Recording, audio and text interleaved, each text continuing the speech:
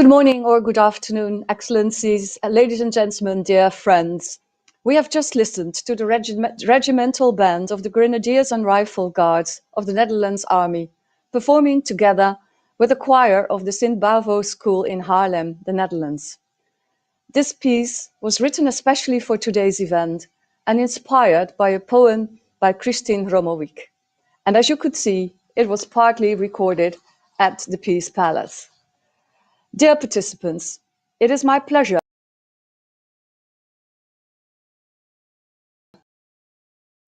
to welcome you to this event, 3 years of action for peacekeeping, achievements, challenges and the way forward. My name is Joke Brandt, I am the permanent representative of the Kingdom of the Netherlands, and I will be moderating the first segment of today's high-level event. Today, 3 years and 1 day ago, the Secretary-General, Mr. António Guterres, launched Action for Peacekeeping at the Security Council. And I would like to thank you for joining us today to mark this anniversary and to explore what more we can do together to strengthen UN peacekeeping. Allow me to briefly take you through the program for today. In this first segment, we will first hear from the Secretary-General of the United Nations, the Prime Minister of the Netherlands, and the Foreign Minister of the Republic of Korea. After that, the Under-Secretary-General for Peacekeeping will share his thoughts and ideas with us. And for the second segment, Lisa Howard from Georgetown University will lead us into an interactive panel discussion. Under-Secretary-General Atul Kare will provide closing remarks, and we will end, as we began, on a musical note with an inspiring song for peace, A Better Tomorrow, produced by UNMISS together with South Sudanese youth. So let's start. I now have the honor to introduce our first speaker, the Secretary-General of the United Nations, Mr. António Guterres. It is a pleasure to greet the peacekeeping partners who have gathered for this event. I thank the government of the Netherlands for bringing us together. 3 years ago, I launched the Action for Peacekeeping initiative, asking you to join me in making our operations more efficient and impactful. Together, we produced the Declaration of Shared Commitments. 154 member states and 4 organizations have endorsed this roadmap, and we have made progress on all fronts. I thank our peacekeepers for their outstanding service. Every day, these men and women continue to put their lives at risk to protect others, despite the unprecedented challenges posed by a global pandemic. Under the A4P umbrella, we have taken steps to protect our personnel. After a significant decrease in the number of peacekeepers killed due to malicious acts, the recent spike in deadly attacks demonstrates the need to expand our efforts. Our missions continue to work tirelessly to support political solutions to conflicts. We have improved the responsiveness, flexibility and equipment of our missions. We are also working to prevent and respond to misconduct, including by actively addressing accountability with concerned member states and pursuing a victim-centered approach. Effective peacekeeping requires more women. We have significantly increased the number of women in our missions and are working to ensure a welcoming environment to them. The presence of peacekeepers can be the difference between life and death. Protecting civilians, where mandated, will remain a key priority. And following drawdowns and closures, we are working with development and humanitarian partners so that the mission's gains can be preserved. This is all made possible by strong partnerships with host governments, regional and sub-regional organizations, and communities.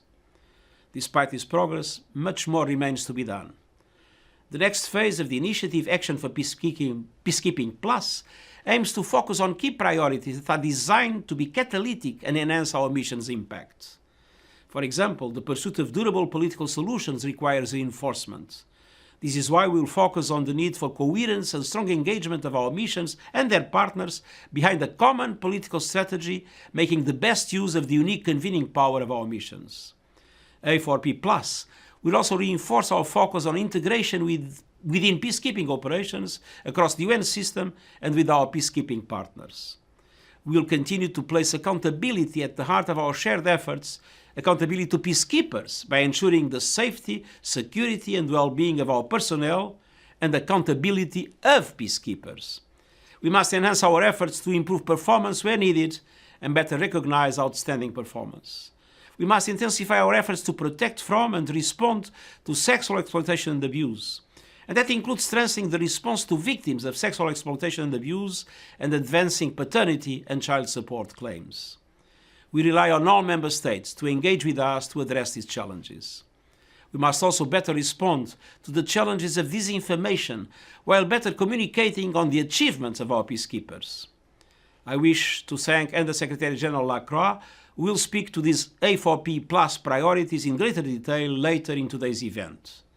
I count on your continued strong engagement as we further strengthen our collective efforts for the challenges ahead. And I thank you. Well, it's great to learn about the vision of the Secretary-General at the start of this event. And our next speaker, the Prime Minister of the Netherlands, was actually chairing the Security Council meeting at which the Secretary-General launched A4P in March 2018. And it is with great pleasure that I introduce Prime Minister Mark Rutte.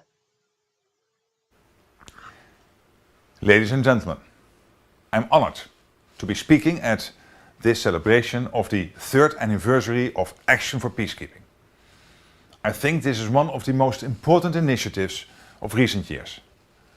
I'd like to express my gratitude to Secretary-General Guterres for his unflagging commitment to peacekeeping. For many people in conflict areas, UN peace operations are their last hope. UN peacekeeping is at the heart of multilateralism and international solidarity. And I must say I have the greatest respect for the way peace operations have continued despite the challenges of the past year. An annus horribilis, as the Secretary-General has described it. On top of the already complex environment in which these operations take place, there was also the enormous impact of the coronavirus pandemic. The peacekeepers deserve the highest praise for their courage and determination. It's clear that the Action for Peacekeeping agenda is crucial. I'm pleased that we have achieved so much in the past 3 years, as Secretary-General Guterres just outlined. But we still have a long way to go.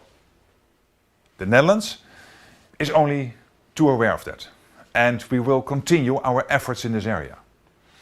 As a champion for the A4P key priorities of performance and accountability and protection, the Netherlands is working to contribute specifically to these commitments. With that in mind, I want to look at 3 elements that we believe are essential for the future implementation of the A4P agenda. First, I'd like to stress the importance of the protection of civilians through UN missions. There are signs of progress, but we need to make more headway. Adequate training of troops before deployment, the development of clear POC strategies, and community outreach with host nations are of vital importance. The King of the Netherlands will pay specific attention to this at the preparatory conference for the UN Peacekeeping Ministerial, which will be co-hosted with Pakistan later this year. Second, good peacekeeping intelligence is essential. It will allow us to carry out the UN mandate more effectively and better protect civilians and peacekeepers. And it's great that intel is being incorporated into UN missions more and more. The Netherlands will support further development in this regard, both through financial assistance and specific expertise. Finally, I'd like to stress the importance of enhancing the safety and security of peacekeepers. Increasingly, they have to operate in extremely hostile environments.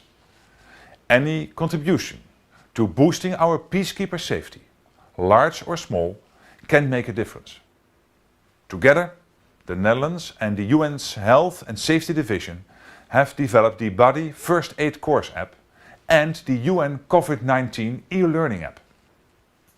These are examples of modern, technical applications that complement the training currently offered to UN peacekeepers. I could carry on and name many more priorities. That's why it's so important that, as well as reflecting today on what we have achieved in the past 3 years, we also reaffirm our commitment for the years ahead. And we must keep working with all our energy to support our peacekeepers and the communities they protect. Thank you.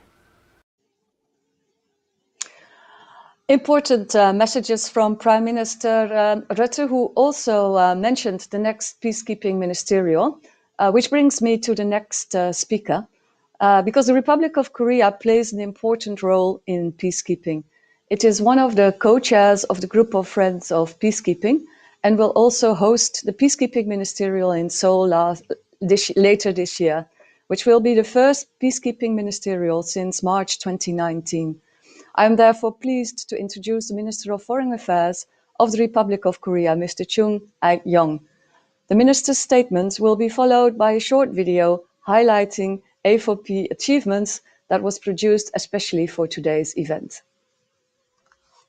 Prime Minister Rutte, Secretary-General Guterres, ladies and gentlemen, I'm truly honored to celebrate with you the third anniversary of the Action for Peacekeeping initiative. As you all know, the Republic of Korea is a direct witness to the United Nations commitment to peace. 7 decades ago, when our nation republic was embroiled in armed conflict, the United Nations came to restore peace under the Uniting for Peace resolution. Korea's rise as a peaceful, democratic, and prosperous nation since then owes much to the United Nations commitment and assistance during that critical period. I hope that this can serve as a powerful reminder how important and impactful our work here could be for other conflict areas. We have much to be proud of, our success in the completion of peacekeeping missions in other countries, such as Liberia, Sierra Leone, and Cote d'Ivoire. And they all are bringing peace back to the daily lives of ordinary people there. The A4P provides the blueprint for replicating these success stories by strengthening the effectiveness of UN peace operations. Despite the progress made, however, peace operations continue to face complex challenges in the face of growing intractable conflicts and the emergence of new threats. I would like to highlight 3 areas that peacekeeping operations should focus on to meet those challenges today and into the future. First, peacekeeping operations should be inclusive. Peace operations should be better aligned with broader efforts toward political settlement and conflict prevention. Contributing countries, host governments, regional organizations, and most importantly, the local communities should be brought together to take part in resolving the underlying cause of conflict. In particular, we should ensure and promote the participation of more women in peacekeeping efforts to eliminate sexual violence in conflict. Second, peacekeeping operations should be pursued in the broader context of building sustainable peace. Assistance for social and economic development should go hand in hand with any peace operations if that hard-won peace is to become resilient and long-lasting. Third, peacekeeping operations should be forward-looking. Global trends ranging from climate change to pandemics are redrawing the lines of conflicts and posing new challenges to international security. We should prepare ourselves to these emerging threats to peace and provide our peacekeepers with the necessary tools and equipment to perform their tasks in this new environment. As the next host of the Peacekeeping Ministerial this coming December, the Republic of Korea will spare no effort in facilitating the discussions to make UN peacekeeping more effective and relevant. I have no doubt that the Seoul Ministerial will be another important occasion to sustain the momentum for A4P while mobilizing tangible and concrete commitments to make peacekeeping fit for purpose. Ladies and gentlemen, in recent years, our efforts have significantly eased tensions on the Korean Peninsula, but we still have a long way to go to build lasting peace. My government remains fully committed to the peace process taking root, and to this end, the continued and unwavering support of the United Nations and the international community will be essential. I hope today's discussions will bring wisdom and insight for future peacekeeping operations. Thank you very much.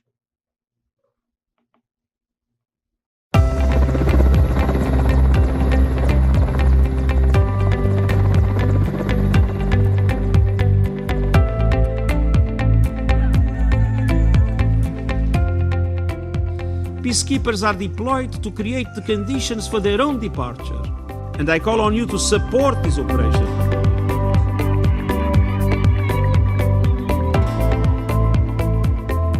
I can tell you that the presence of our peacekeepers in those areas make the difference between life and death for these communities.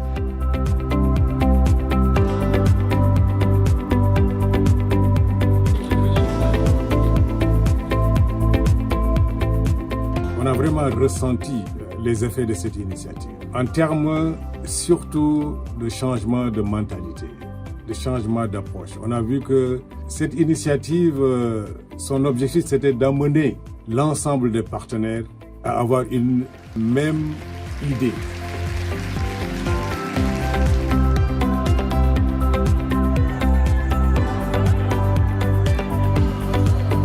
I salute the effort undertaken by the Congolese authority to engage constructively with the country's neighbors to resolve their differences. La résolution 1325 du Conseil de sécurité nous implique dans la gestion, dans la protection, dans la consolidation de la paix. Donc nous voulons être autour de la table.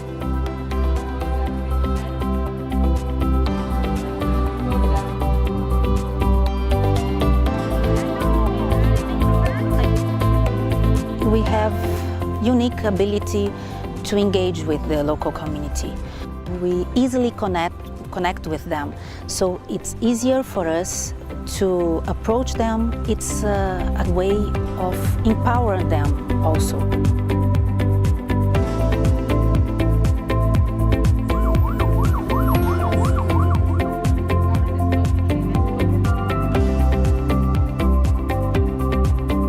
We have kept a lot of our focus on force protection, which includes improving base defense. It also includes looking at improving the casualty evacuation. That's a very important issue as regards the safety of our peacekeepers, because there are grave dangers outside. And we also will be looking at improving the equipment that they have and also the technologies.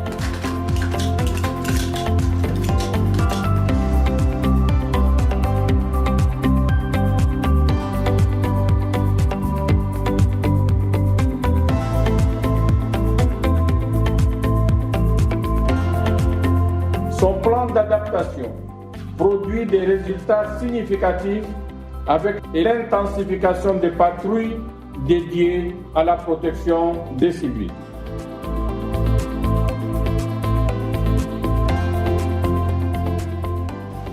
We have been conducting rigorous investigations, monitoring curfew hours, actively patrolling the vulnerable and off-limit areas to prevent sexual exploitation and abuse.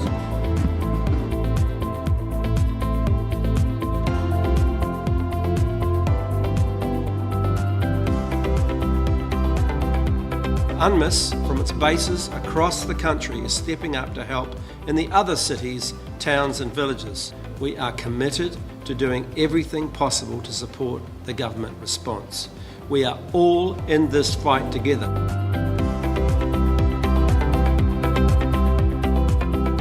Everything that has been achieved so far, protecting civilians, supporting political efforts, coping with COVID-19, A4P, all of this is about partnership, is about collective engagement of all of us at the UN and our member states and our partners.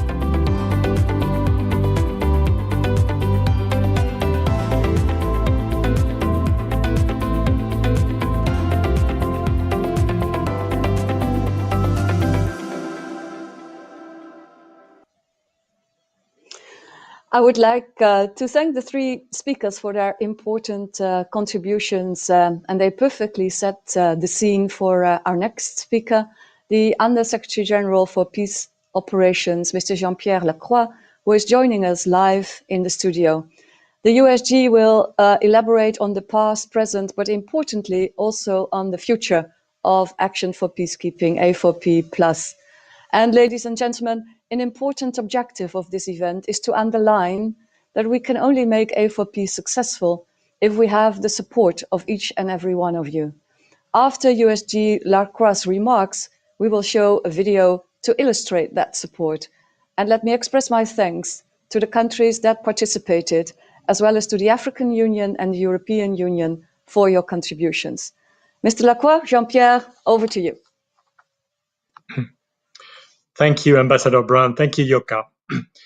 Today, with the generous support of our co-host, the Netherlands, we mark 3 years of strengthened partnership on peacekeeping.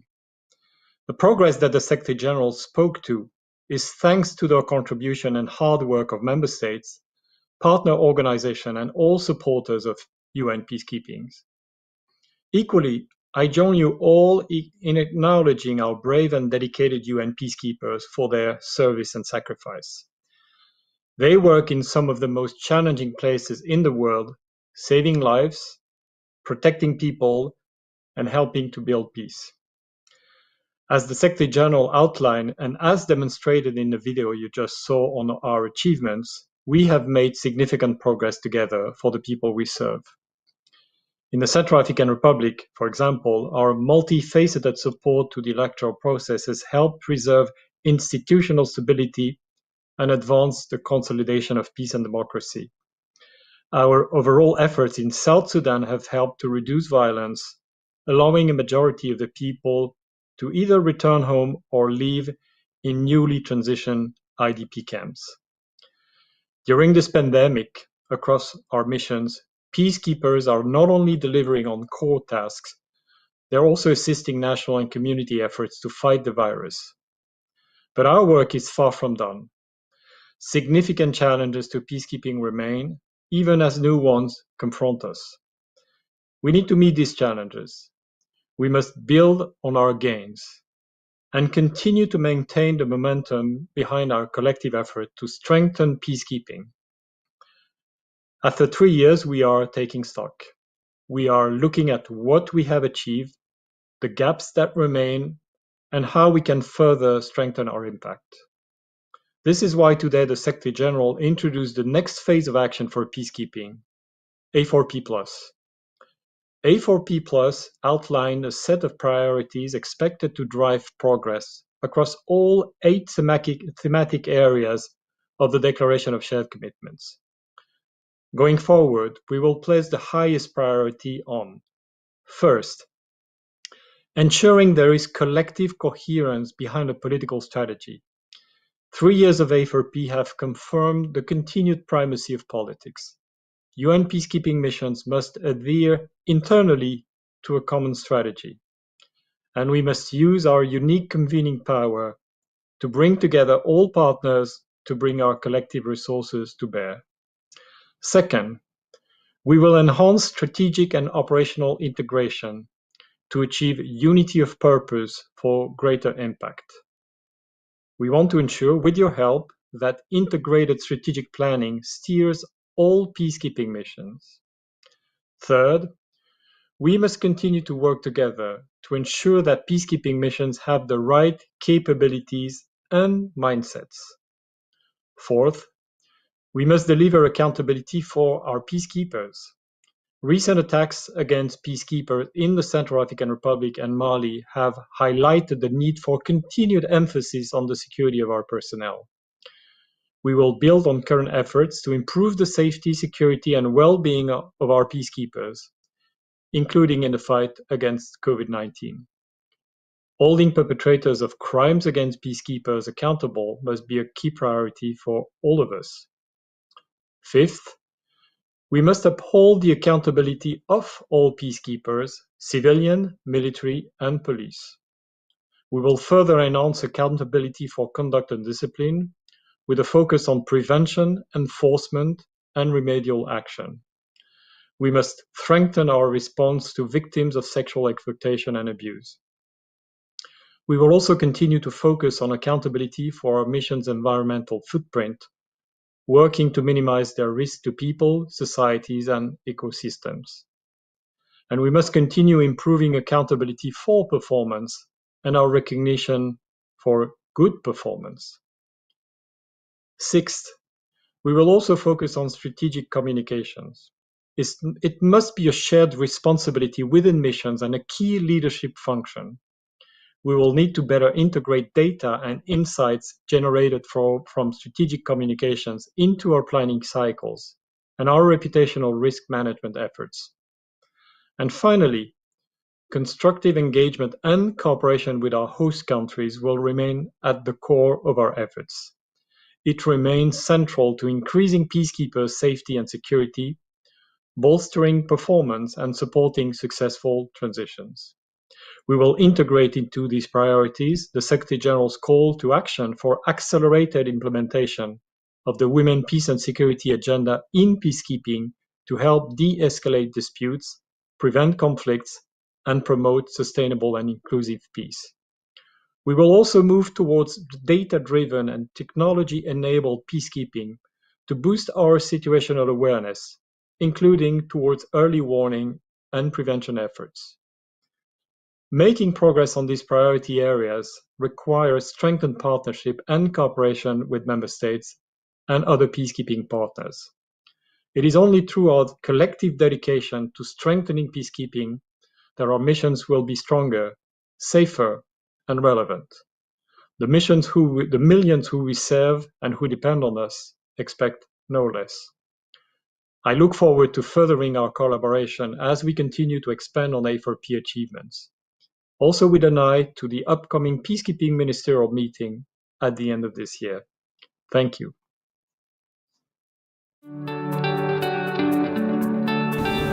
Rwanda supports action for peacekeeping from its very inception. We believe in protection of civilians. It saves lives. It is the most important part of the UN peacekeepers' jobs and creates the environment to end conflict. I support A4P because I know women are the key to lasting peace.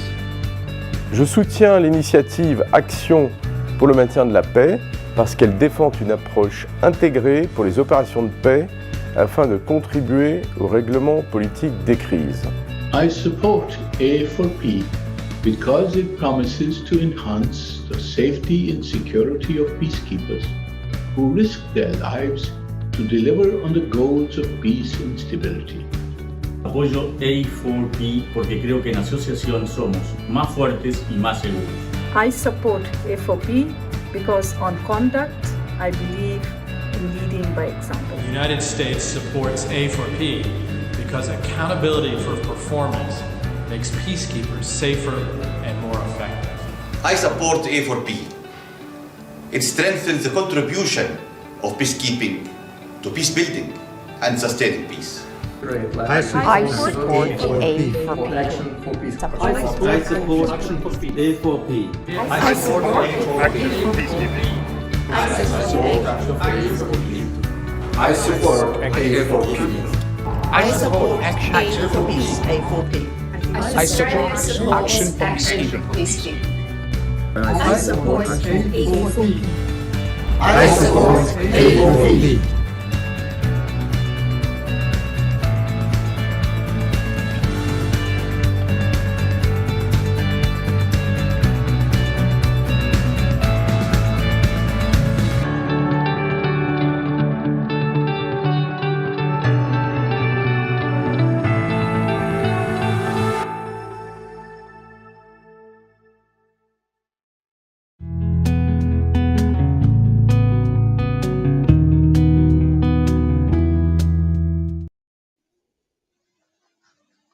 Well, that was a wonderful video and a perfect way to close our first segment. So, hello, Liz, welcome. We have covered a lot of ground in the last 30 minutes, and I hope it provides a solid basis for an in-depth discussion with a panel about how we can step up our efforts to further improve this great multilateral endeavor called peacekeeping. Liz, you have an impressive background researching and writing about peacekeeping, so I'm happy to put the next segment of our event in your safe hands. Thank you so much, Ambassador Brandt. Thank you, Yolka. Good morning, good afternoon, everyone. I'm Lise Howard, Professor of Government at Georgetown University and President of the Academic Council on the UN System. It's with great pleasure that I introduce our panelists today. Ms. Catherine Pollard, Undersecretary-General for Management, Strategy, Policy, and Compliance. Ms. Elizabeth Spehar, Special Representative of the Secretary-General and Head of the United Nations Peacekeeping Force in Cyprus. Lieutenant General Shailesh Tanaikar, Force Commander of the United Nations Mission in South Sudan, also known as UNMISS. And Ms. Lina Ekomo, Coordinator of the Network for Women's Leadership in the Central African Republic. The organization is also known as Relefka. Between the four of you, we have a wealth of experience from headquarters to the field. We look forward to exploring with you avenues for strengthening the implementation of the Action for Peacekeeping agenda. For those watching, we will turn to you for your questions and suggestions in a moment. If you're a registered participant, please use the Q&A located on the left side of your screen for this purpose. I'd like to start us off with a question for our panelists. Our opening question has two parts. In your view, how has A4P helped to strengthen peacekeeping over the past 3 years? And what, from your perspective, is the one priority that still needs to be tackled? USG Pollard, if we could please hear from you first, followed by Force Commander Tanaikar, SRSG Spehar, and Ms. Ekomo. Thank you so much. USG Pollard. Thank you, Lise. And let me say that it's a great pleasure for me to be here this morning and participating in this celebration of A4P. For my department, performance and accountability are of particular importance as we are leading on a number of issues in these areas.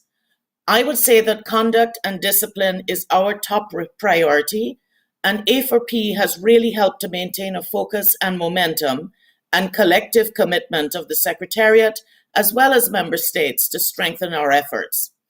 Under this umbrella of A4P, we have been able to prioritize a proactive approach to misconduct, risk management, and peace operations. We've developed a comprehensive misconduct risk management tools and taken an integrated approach to misconduct as a UN system-wide issue in countries where we have peacekeeping operations.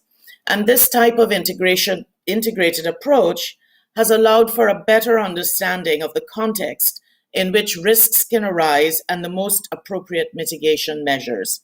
So looking ahead, we aim to take forward the next phase of A4P implementation by working closely with member states to gather and share best practices, to deepen our integration with the Department of Peace Operations on performance assessment processes, and finding tangible solutions to paternity and child support claims. We certainly need timely action to address pending allegations, efforts to pursue criminal accountability, and solutions for victims of sexual exploitation and abuse who bring forward paternity and child support claims. We are going to encourage peacekeeping partners, particularly our member states, to deepen their collaboration with us, because enhancing accountability is integral to strengthening our legitimacy in the context in which we are deployed. We also need to improve our support to victims of sexual exploitation and abuse, and there is a trust fund for support to victims of sexual exploitation and abuse. Last year, in June, we released the latest report on the work of the Trust Fund, and we elaborated all the projects that are really making a difference in the lives of victims. I'm very grateful to the 22 member states that have contributed to the Trust Fund, and I urge others to join them. So we are going to continue to focus and prioritize our efforts in these areas and to strengthen the peacekeeping commanders' leadership in conduct and discipline. Back to you, Lise. Thank you so much, Undersecretary General. Force Commander Tanaikar, could we please hear from you on these questions? Yes, thank you. A4P has highlighted and emphasized that successful peacekeeping is about participation and collaboration. Greater the attention and focus, stronger the investment in supportive partnership, better the outcome, creation of conditions for lasting peace. Over the last 3 years, progress has been considerable. Firstly, performance and accountability of peacekeeping components has witnessed improvement. This is a consequence of structured and systematic pre-deployment and in-mission training and evaluation on one hand, and the development of integrated strategies combining strengths of all components on the other. Leaders are more informed, better trained, provided with the required resources, and have good field support. They are able to give a better account of themselves. Secondly, women, peace, and security agenda is being progressed assiduously. More awareness, increasing participation, greater engagement and outreach, and inclusion of gender perspectives in both policies and programs. Thirdly, safety and security of peacekeepers is reflected in fewer casualties, and conduct and discipline of peacekeepers has seen a marked change for the better. Lastly, these measures naturally translate to strengthening protection. I shall provide two examples of UNMISS to amplify. A detachment of 20 peacekeepers from a report temporary operating base physically intervened between two opposing community militias, forestalling violence and bloodshed. This bold and courageous actions saved lives, prevented displacement, and facilitated reconciliation. In yet another instance, civil affairs successfully negotiated the rollback of an advancing militia set to attack and plunder neighboring communities through mediation with national and subnational leaders, even as force elements deployed to protect civilians in imminent danger. An integrated approach paid dividends and saved the day. 21st century peacekeeping needs to be supported by the latest 21st century technology. Introduction of modern technology to address challenges of peacekeeping needs to be tackled as priority. Thank you. Thank you so much, and thank you for those two stories. SRSG Spehar, could we hear from you now? Yes, thank you very much, and delighted to be here. Well, I would mention two basic points on action for peacekeeping that I feel are essential to strengthen peacekeeping and that we've seen over the past 3 years. First of all, A4P provides a clear framework for missions to prioritize their attention in specific areas that will enhance their efficiency and effectiveness. So, for example, in the case of our mission here in Cyprus, UNFICYP, we took on three priority commitment areas. In particular, one is women, peace, and security. The other is safety and security. And the third one is performance and accountability. So with this targeting of these three main areas, we've been able both to make as well as track progress in those areas much more easily through the A4P framework. And I'm sure that that's also the case with our sister missions around the world. The second area that I would highlight in terms of A4P that I think is essential and that has helped us to strengthen peacekeeping in the last 3 years is A4P's emphasis on collective and shared responsibilities for peacekeeping. The only way I feel that we'll really be able to make significant progress in peacekeeping, both in our efficiency, our effectiveness, as well as in the fulfillment of our mandates, is if we all work together and that there's action, support, and mutual assistance by various actors at various levels. I believe that the A4P framework captures this point very well, and it helps all of us, member states, secretariat, and individual missions to work in that direction. Thank you. Thank you. Thank you so much. Ms. Ikomo, could we hear now from you, please? Yes. Okay.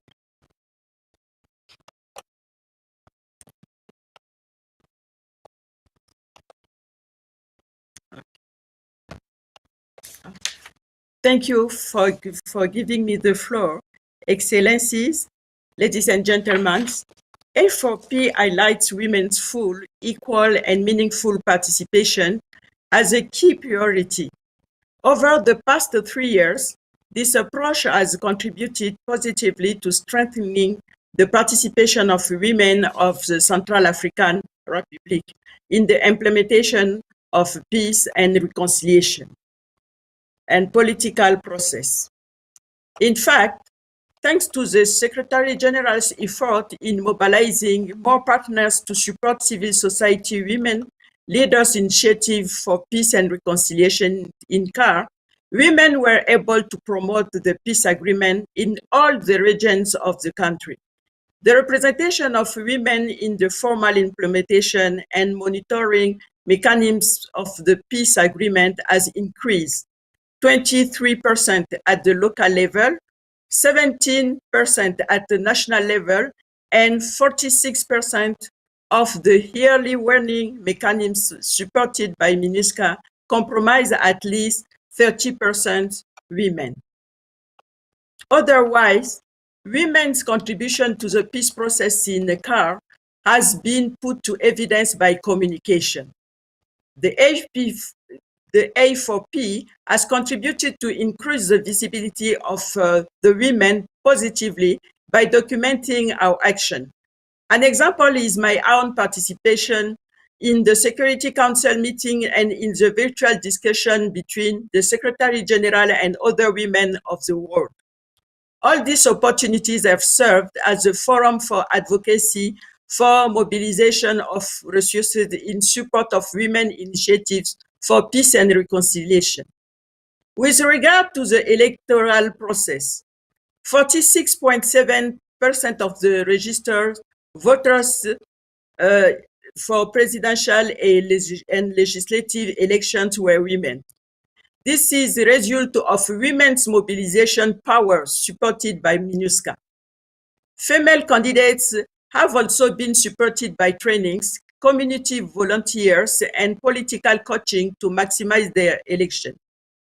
Despite this, severe barriers to women's participation remain. None of the political parties met the 35% quota on the nomination list as per the Electoral Code, which was approved by the Constitutional Court. And in the first round of the legislative election, only 2 out of 20 women qualifiers for the first round. The second round sounds more promising with additional 7 qualified women and 5 more women in favorable position for the partial elections. Our aim is to increase representation of women in parliament from the 5.5% to 35% in 2021. Today, the main priority is to further strengthen the participation of women in the decision-making structures of the mechanisms for monitoring of the peace agreement. This participation should be active and should influence effectively the decisions. Through women are members of this mechanism, they are not involved in any decision-making processes, nor are they allowed to play a mediation role or participate in visits to meet with the signatories of the peace agreement. In a recent speech, the head of state announced an inclusive dialogue, but without mentioning women. As message, it is crucial that the UN make women's participation a non-negotiable priority in all peace processes. In line with the A4P and the Secretary-General's call to action to accelerate the implementation of the Women Peace Security Commitments. For CAR, we call on the UN to ensure that in the inclusive dialogue mentioned by the President, women are clearly and fully included as citizens and as actors to make their contributions. Thank you for your kind attention. Thank you so much, Ms. Ekomo. It is hard to disagree with your points, and we really appreciate them. Let's turn now to some question and answers from some of our viewers today. If you're a registered participant, I encourage you to add your question and contributions in the Q&A. And I have our first question now from the United Kingdom. The writer thanks you, the panelists, for your insights first, and then says, I would like to address a question to SRSG Spehar and Lieutenant General Tinaikar. In implementing the A4P agenda in your respective missions, so in Cyprus and in South Sudan, which areas have you found the most challenging? As we look to the next phase of A4P+, what more can member states do to support missions as you implement tangible reforms in the field? So SRSG Spehar, may we call on you first, followed by Force Commander Tunaikar. Yes, thank you very much indeed, and thank you to the UK for the question. I would highlight three challenges in the context here in Cyprus.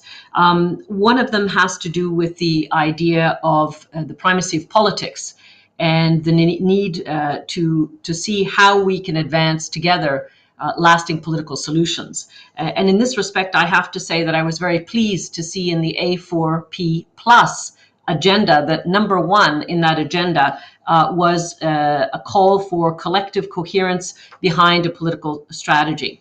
So in the case of UNFICYP, we are in a context of an ongoing conflict situation that has been lasting for decades. And my strong feeling is that without greater coherence among all of the actors, the member states in both their multilateral capacity as well as their bilateral capacity, the mission, and in fact the missions, because there are two missions on the ground, the peacekeeping mission and the peacemaking mission, and indeed the Secretariat, as well as other actors, we will not be able to solve this problem. So I think we need to see how we can have indeed these more coherent political strategies, and that everyone uses the leverage that they have in order to advance lasting political solutions. I would also add to the political aspect of the challenge that I think we also need much more shared regional analysis and regional strategies as well. A second challenge I would outline that we have experienced here in Cyprus in UNFICYP is the challenge of better integration within the mission. And again, this is another point that Action for Peacekeeping Plus has underscored, and that is the fact that we need to have a much more coherent approach internally to how we work. I can tell you that UNFICYP has put a great deal of effort into greater integration, both in terms of information gathering, sharing, analysis, planning, action on the ground among the civilian police and civilian components of the mission.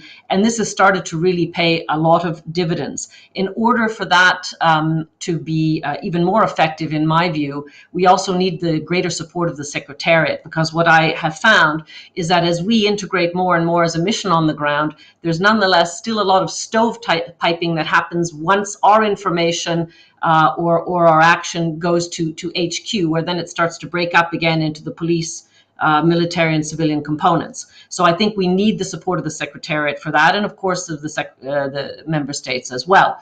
And thirdly, I would underscore something that for us is a challenge, but it's also been an excellent opportunity, and that has been the implementation and the use of the Comprehensive Performance Assessment System, or the CPAS. The CPAS is a new tool that has allowed our mission to really enhance its performance and track its performance and accountability. But it's been very challenging for a small mission like ours to put it into practice. We have very limited resources, particularly on the civilian side, and extremely limited civilian planning capacity, for example. So we've gotten great support from DPO, but we will need more support in terms of resources and training, really to make full use of this tool. So the last one in particular, both a challenge, but absolutely an opportunity. Thank you. Great, thank you so much. I think a lot of those points will resonate with our Force Commander. Force Commander, if you could respond, thank please you. Also. I would say two areas. First is about performance, following an integrated approach, and I've got similar views as the SRSG, who spoke earlier. But I want to emphasize that protection is a whole of mission responsibility and not an exclusive military responsibility. Integration of mission components strengthens the impact of peacekeeping and sustains peace.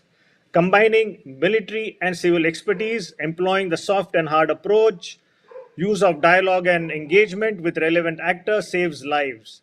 Integration needs to be institutionalized and not left to individual attitudes and preferences. That is my first area where I feel improvement is necessary. The second is about strengthening protection. The ability of the force to be at the right place, in the right time, and in the right posture to deter and protect. It is about force generation, force of appropriate size and with appropriate technologies. Member states could do more by fielding technologies as demanded by the operational situation. Apart from that, in addition, I feel we need to have greater sensitivity to environmental issues, consume less, generate lower waste. Selection of IUPs could also be given greater emphasis, better language skills, computer literacy, driving competence, and basic military staff work needs to improve. Thank you. Great, thank you. Yes, many more points that resonate, I think, with all of us. We have several members of civil society who follow peacekeeping closely here and who help hold it accountable, and they're joining us by video today. If I could have our first video question, that comes from Dr. Yin He, Associate Professor at the China Peacekeeping Police Training Center and People's Police University of China. Professor, the floor is yours. Thank you, Professor. Distinguished panelists, my question is, over the past years, a few big peacekeeping operations have been focused on security mandates, especially protection of civilians, while to some degree neglected peace-building activities aimed at helping host states improve capacities. How will the UN, according to A4P, change the situation? Thank you very much. Great, thank you so much. So we have a question about POC, peace building, and improving state capacity. USG Pollard, could you please respond? And followed by Ms. Ikomo, could you also please respond to this important question? USG Pollard, you have the floor. Thank you very much for the question. This is one of the areas that is integral to the long-term success of what we achieve in the peacekeeping operation, but where in the UN we are still, I would say, working to see how we can mainstream this as part of the remit and one of the ingredients for success with peacekeeping. There are a number of activities that have been taking place and do take place on the ground and through partnerships with all the actors on the ground, including the UN country teams. For example, we have in the Central African Republic, the UN is supporting investments aimed at addressing conflict drivers and supporting the implementation of MINUSCA's political strategy by focusing on judicial support, local governance, social cohesion, and women and youth participation. In the Democratic Republic of the Congo, we have MONUSCO and World Bank dialogue, focusing on strengthening collaboration, supporting stabilization in the East, and facilitating the gradual transition of MONUSCO. And another example is in Darfur in Sudan. UNAMID has recently completed its mandate, and that was a culmination of a transition process spanning several years, during which the UN system progressively recalibrated its engagement and configuration. However, this is going to be another area where we do need support from our partners, particularly the member states. And I know particularly from the work in my department directly that having member states understand from the different sources of funding that this is, while yes, it is more on the peace building side, but that the integration and the seamless transition for peacekeeping missions is ultimately going to be one of the ingredients and the critical factors for success. It cannot come at the expense of resources for peacekeeping operations, and that's another discussion, but it has to be complementary and we have to strengthen those programmatic links. The recent development reform with the resident coordinators now being part of the UN Secretariat, that's another important aspect that we hope will strengthen our work in this area. Back to you. Thanks so much. Thank you so much, Undersecretary General. Ms. Ikomo, would you like to add to this conversation a bit? Yes, thank you. I think that the security context on the ground governs the peacekeeping mission's priorities. Unfortunately, in most of the countries where the peacekeeping mission is located, there are armed conflicts which expose the population to violence. Women in particular are disproportionately affected by conflict, violence, and instability. Consequently, the protection of the civilian population must be a priority because it contributes to the peace building. In an active armed conflict, it is not possible to implement all other peace building activities. Women must be protected because they don't sit down, things are going on. Recently, at the same time, CAR was facing many issues: COVID-19, rebellion, attacks, and elections. In the fire of the weapons, women have undertaken very important mediation and negotiation action to get ceasefire, to mobilize women and population in a white march for peace. They condemn the violence. They relay the call of the Secretary-General for silencing the guns, and they call on reconciliation through the media in the communities. This important and informal contribution is not recognized as part of a peace process. It is therefore important that the peacekeeping missions focus on the rights of women and then increase and meaningful participation in political, electoral, and peace-building processes so that they are not only survivors of conflicts and instability, but empower actors in the post-conflict situation. The main challenge today is to mobilize all the partners who support the peace efforts in the countries around an holistic vision of women participation and to deploy a strategy accordingly in the peace missions. Investing and partnering with the local women's organization must be central to these strategies. A4P has provided all the technical and strategic tools, the financial resources we need to be efficient in our role, but we need also a concrete political commitment regarding the participation of women in decision making. Thank you. Great, thank you so much. I wonder if we could continue on this theme of women, actually, because I know that we have a video call from Dr. Linda Darkwa. She's the coordinator for the Training for Peace program, which is based in Addis.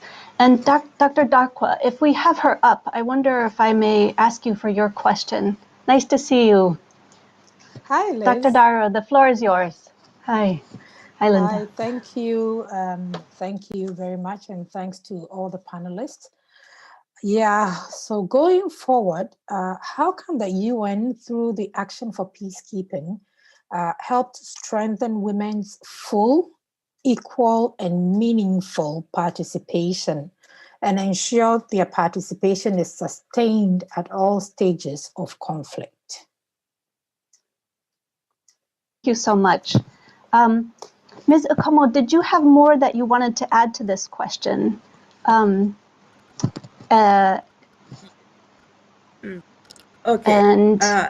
And okay, yeah. As I said Ms. before, Okomo. yes, thank you. As I said before, thanks to A4P, women now have all the tools and the resources to be efficient in their role, and they are taking a lot of risk when the shootings are going on. These women go out and to mobilize the people. Unfortunately, they are doing great job, but it is an informal job because the lack of the political will. What I want to just is that in this regard, we come on the need of peacekeeping mission, political strategies to integrate women's participation in the political advocacy. It is very, very important because women themselves are advocating before the political leaders, but the political leaders and the national authorities never manifest a clear political commitment for the women's promotion.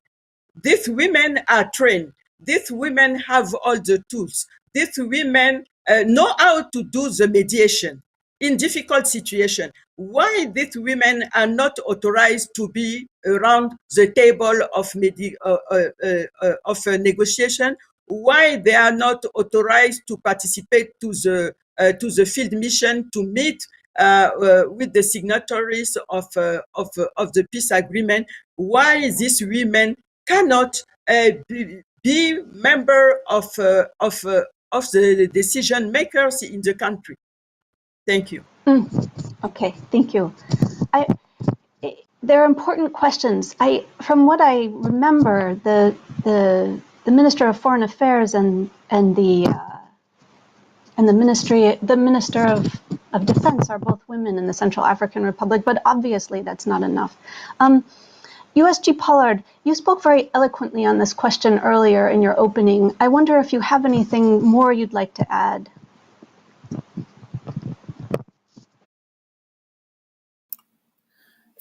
Thank you very much, Lise. And I would just like to underscore what the other panels have said about the contribution of women as part of the peace processes. I know looking internally within the UN, we also have to do a lot more to make sure that we also have enough women on the ground so that their voices are integral as part of the mission's operations. One of the challenges, while at the leadership level, we have made a lot of progress in the appointment of special representatives of the Secretary-General, deputy special representatives. We're making progress on force commanders, but at the civilian level, we also need to have more female representation. We're about 29% women to men in the field in the civilian population. So I think that our challenge is going to be bringing more women into our missions at all levels, and to be able to groom that internal pipeline and make this an active contribution and a valued part of your career that also counts as part of women develop their career path in the organization. And that's one of our challenges, one of our priorities under A4P Plus, and as part of the overall Secretary-General strategy on empowering women. Back to you, Lise. Thank you so much. Yes, I'm mindful of our time. So I wonder if we could have our last question by video link. This comes from Ms. Victoria Holt at the Stimson Center in Washington, D.C. Tori, are you with us now? There she is. I am. Nice to see you. May I ask you for your question? Yeah, lovely to see you. Well, first, thank you to the panel. The floor is yours. Professor Howard. Congratulations on the progress on A4P. Hopefully you can hear me. So my question is, could you speak to an area of the A4P commitments that is cross-cutting, namely the UN Environment Strategy for Field Missions? That policy today supports greater use of renewable energy by operations, which is also in line with the Secretary-General's ambitious call to address climate change and move to have the UN Secretariat's energy use be 80% based on renewable energy by 2030. So peacekeeping accounts for the bulk of energy use and emissions within the Secretariat. Some UN missions are already adopting or purchasing renewable energy to improve mission effectiveness, safety and security, reduce costs, support peace building, and strengthen transitions to local communities, all A4P commitments. Missions also need to understand the risks caused by climate change and address its impact. So my questions to the panel: given the high-level A4P and Secretary-General commitments, can you speak to where UN field missions are today in shifting to greater use of renewable energy, meeting the goal of 80% renewable energy use by 2030, and why more action is needed to support and accelerate that effort? And further, how are missions responding to the effects of climate change on conflict dynamics, and what more is needed? Thank you very much. Great, thank you so much. Excellent questions. I wonder if Force Commander Tanaikar, if you could take this first, since you spoke about this in your opening, just briefly, and then SRSG Spehar, if you could continue in this line. And I'll also note that our closing speaker today, USG Carey, will probably address this matter as this. I know he's quite passionate about this topic. Force Commander, over to you. We have moved ahead on on environmental issues, but a lot of work needs to be done. We have, of course, a data-driven understanding of the footprint. We have assessed our use of resources, generation of wastages. As far as UNMISS goes, unfortunately, we've not been unable to report on wastewater integration, risk management, because we still fall short of the basic requirement. We are reporting on energy, water, wider impact, but unfortunately, this is a field that is really lagging. We still consume a lot of oil. We generate a lot of waste. We are not able to dispose our waste correctly, but we are moving forward. There is a regular monitoring. There is a 6-month performance report. But yes, all that I would say is overall our procedures are above average as given out in the data-driven footprint, and our performance in some parameters such as water and energy is average. So I would like to state that progress has been made. Contingents are more sensitive, but a considerable amount of work is required in this field moving forward. Great, all things to look forward to. Thank you. SRSG Spehar. Yes, no, thank you very much. This is sure. Yeah, no, this is an incredibly important topic for the UN as a whole, including each and every peacekeeping mission. As it was very clearly stated in the question, peacekeeping missions tend to be some of the most energy-intensive operations of the Secretariat. So as a result, we have an added responsibility to look into this. So I know that Under Secretary-General Carré, as you have said, Chair, will probably also speak to this because he leads DOS in the Secretariat, which has done a great deal, starting by putting together a very important environmental strategy for peace operations that we all follow. But in terms of what more we can do, look, I mean, I think all missions would need much better expertise on environmental issues, and in particular to get guidance on how to incorporate climate and environmental trends into our contextual analysis and planning, including the gender dimensions of these impacts, of course. And again, for small missions like ours, we just simply don't have that resource base, that human resource base on our own. So we need to get support from the Secretariat and from elsewhere in order to really address such gaps. Secondly, we need, I think, a lot more training for UN staff on the environmental challenges and the importance of environmental sensitivity. The Force Commander just mentioned the fact that attitudes are changing, but a lot more needs to be done. I fully subscribe to that. And thirdly, I think we need to work much more closely with local stakeholders, local providers, of course, of the resources that we do use, governments, but also with civil society. And in that respect, I wanted to mention quickly, hopefully briefly enough, what we've been trying to do in UNFICYP for the last year and a half or so. Basically, we have looked at the issue of the environment, and not only in terms of our own responsibilities as a mission, but also in terms of environmental peace building as an excellent opportunity to reach out to youth, because we found that in terms of the interests of young people on the island in political issues, the issue of the environment is one of the ones that they're most keen on, and they also seem to be much more willing to work in this area together across the divide than in many other fields.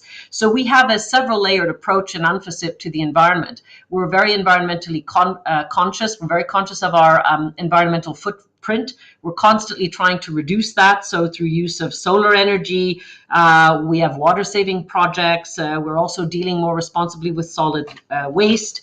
We've been replacing our old aged vehicles with hybrid vehicles, so energy saving vehicles, and I could go on. So we've been doing that consistently, and I have to say that we're one of the missions with one of the best, I think, environmental scorecards at the moment, but we're also very conscious of being the custodians of the buffer zone, if you will. So the buffer zone between the two sides is an area with special fauna and flora that you may not find elsewhere on the island. We are trying to protect it as well as the peacekeeping operation on the ground. We've also been working on a youth and environmental peacebuilding initiative, and we've been supporting both an environmental technical committee that brings the two sides together under the Track 1 negotiation process, and various environmental NGOs. I believe that we have to bring all of that together in order to tackle climate change and also be responsible environmental citizens here in the area of operation that we serve. Thank you. Great, thank you so much. So we're moving toward the end of our session right now. I'm so pleased that you brought up youth because we had not thought about youth yet. I want to sincerely thank each of the panelists for their participation in today's event. It's people who, like you, who are fundamental, of course, to the realization of the A4P agenda. I'm wondering if you could each, just in closing, if you could each please provide one sentence, just a brief sentence. What is your key takeaway from today's discussion? What would you like us to remember? And if we could go down the line, starting with Ms. Ekomo, and move, so from Ms. Ekomo, Ms. Behar, First Commander Tenaikar, and then Undersecretary. Thank you. Thank you. The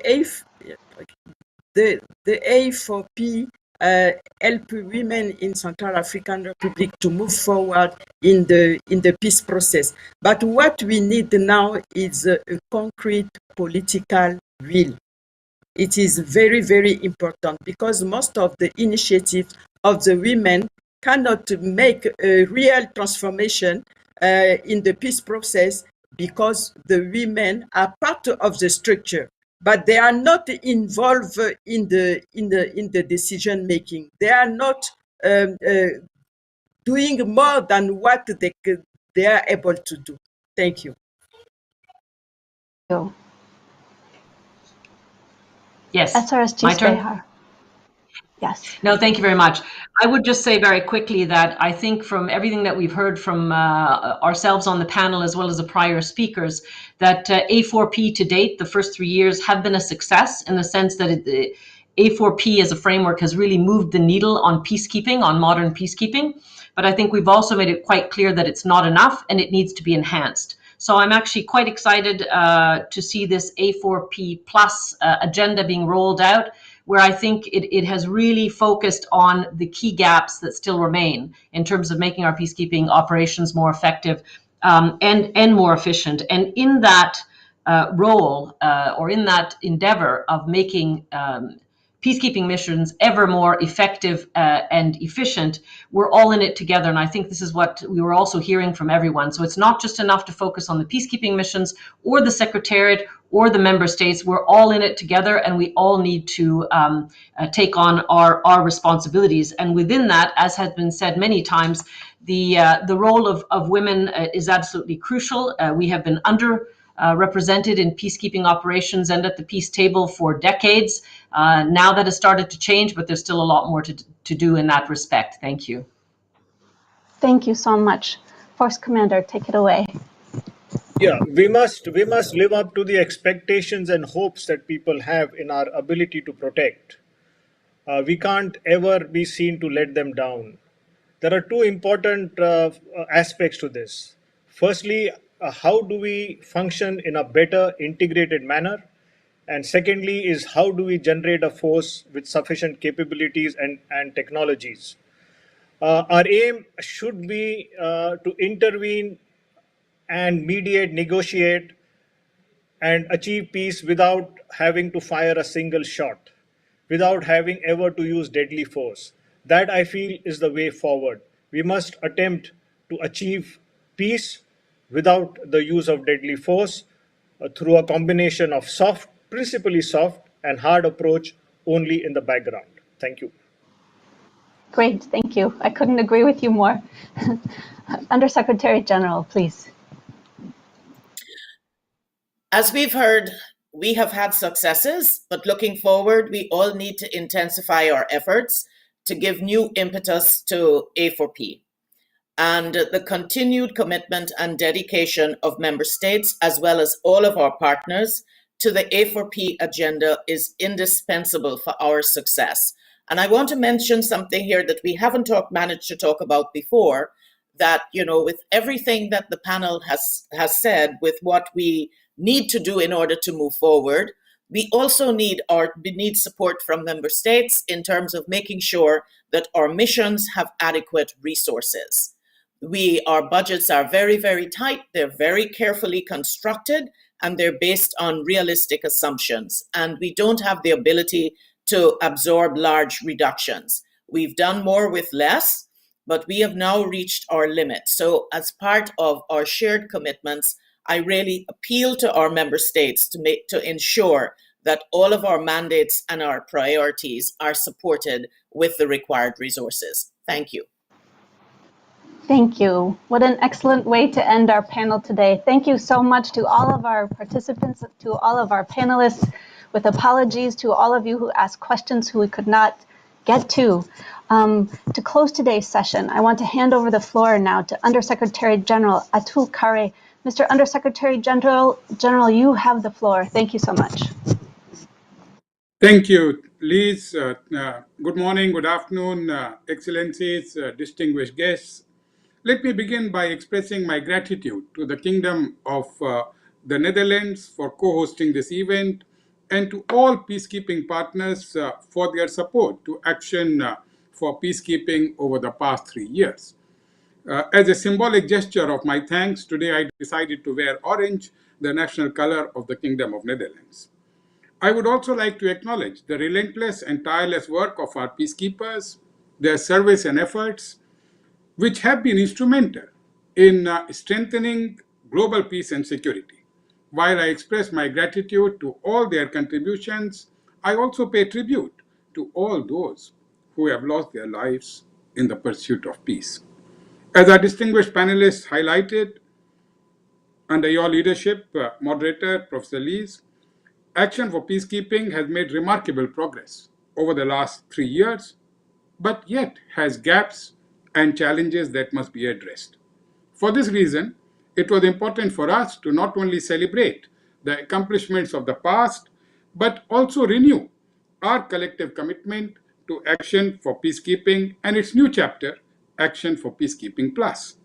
As the Secretary-General and Undersecretary-General Lacroix stated, Action for Peacekeeping Plus aims to ensure continued progress across all the commitment areas outlined in the A4P Declaration of Shared Commitments on UN Peacekeeping. Several speakers emphasized the importance of partnerships as we implement A4P, support common political strategies, and work towards improving the safety, security, and well-being of our personnel. Others spoke of the importance of strategic communication as a cross-cutting enabler. I could not agree with them more. We must continue our work to respond to the impacts of the COVID-19 pandemic, while also continuing our efforts to improve the medical care for our personnel on the front line. Through initiatives such as the Triangular Partnership Program, Light Coordination Mechanism, and Peacekeeping Capability Readiness System, we must also continue to support troop and police contributing countries as they deploy troops with required training and equipment. To further improve peacekeeping performance, our efforts to bring strategic and operational coherence within our missions and to seek greater cooperation with our partners will be critical. Increasing the participation and enhancing the role of women and of youth in UN peacekeeping will remain a key focus for us all. We will be redoubling our efforts to create an enabling environment for women peacekeepers and for youth participation, including through initiatives to improve camp conditions. As Undersecretary General Pollard stressed in the panel discussion, we all remain fully committed to preventing and addressing misconduct, including sexual exploitation and abuse. Finally, I would like to emphasize once again our full commitment to responsible environmental stewardship, which we will continue to prioritize, including by exploring ways to leave a positive legacy in our host communities and countries through our footprint. On 19th March, 10 days ago, we launched the second phase of the Department of Operational Support Environment Strategy for Peace Operations. The second phase builds on the significant progress during phase 1, including in the area of energy.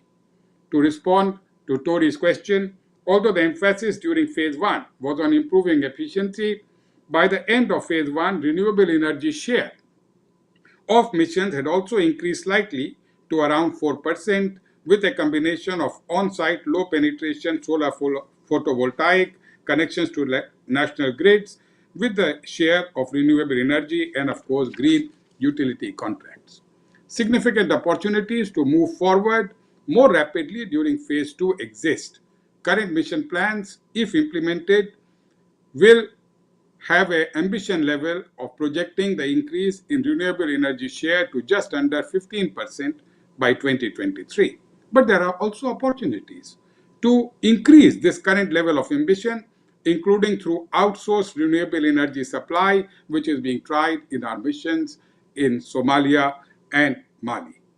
Peace operations can facilitate this kind of outsourced energy supply as a key.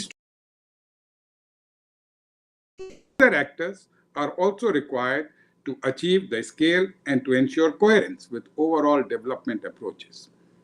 I also call on troop and police contributing countries to increase the share of renewables in their equipment and use. I could not agree more with Special Representative Elizabeth Spehar on the challenges which she outlined on climate change. And I would simply highlight that we need greater partnerships with other UN actors, particularly the United Nations country teams, with national governments and civil society, and given the fact that many of the climate challenges are transboundary and regional, we need good cooperation with regional organizations such as the African Union, the IGAD, ECOWAS, and many others who have dedicated capacities on this issue. And of course, we look forward to continued engagement with think tanks and research institutions, including the one which Tori is leading. Excellencies, distinguished guests, ladies and gentlemen, our presence here today is a testament to the dedication and importance that we all attach to United Nations peacekeeping. We must continue to work together in partnership as we move forward on our action for peacekeeping. I thank you all for your time and participation.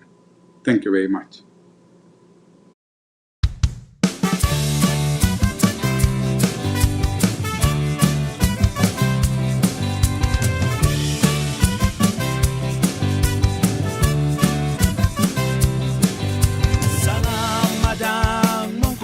Matagini by man, who cried, who grace. Let's keep on moving, don't let the past hold us back.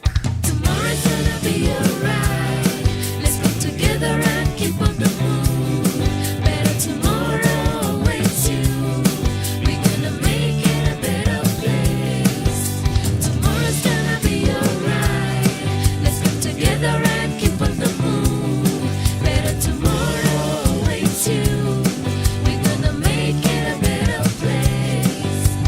Keep the hope alive, all is gonna be alright. Joy comes in the morning with the light bright, yeah. Let's keep on the hope for you and I, just like the sunrise. Tomorrow's gonna be alright. Let's come together and keep on the move. Better tomorrow awaits you. We're gonna make it a better place. Tomorrow's gonna be alright. Let's come together and keep on the move. Better tomorrow awaits you. We're gonna make it a better place. Banakal, Chiwato Koyon, Chiwato Kokor, Banakal, Kongat, the Unionale come together as a one. The Unify come together as a one. With the nation come together. Come from God, straight to the heart. Everybody knows like that. Together we stand, divided we fall. So we just gotta give unity a chance. Cause we barely did the renders alarm. Whoa, it shall become, whoa, the peace is free. Tomorrow's gonna be alright.